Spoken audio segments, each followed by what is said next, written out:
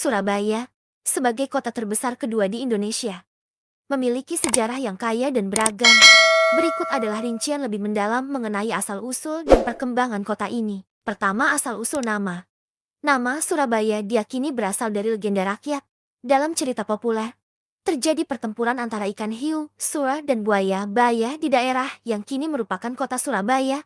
Pertarungan mereka dianggap simbolik untuk menggambarkan kekuatan dan keberanian, sehingga nama Surabaya dipilih untuk mencerminkan karakteristik kota tersebut. Surabaya telah ada sejak zaman kerajaan Hindu-Buddha di Indonesia, khususnya pada masa kerajaan Majapahit abad ke-13 hingga ke-16. Sebagai pelabuhan strategis, Surabaya memainkan peran penting dalam jalur perdagangan maritim antara pulau-pulau di Indonesia dan negara-negara Asia lainnya. Ketiga, perkembangan Islam. Setelah runtuhnya Majapahit, Surabaya menjadi pusat penyebaran Islam di Jawa Timur pada abad ke-15 dan ke-16. Kota ini berkembang pesat sebagai pusat perdagangan dan budaya Islam.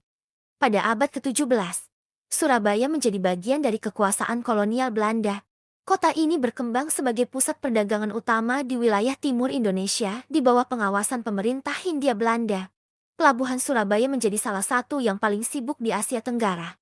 Surabaya memainkan peran krusial dalam perjuangan kemerdekaan Indonesia. Pertempuran Surabaya yang terjadi pada bulan November tahun 1945 adalah salah satu pertempuran paling berdarah dan simbolik dalam perjuangan melawan penjajahan Belanda. Pertempuran ini menunjukkan tekad dan semangat perjuangan rakyat Indonesia untuk meraih kemerdekaan.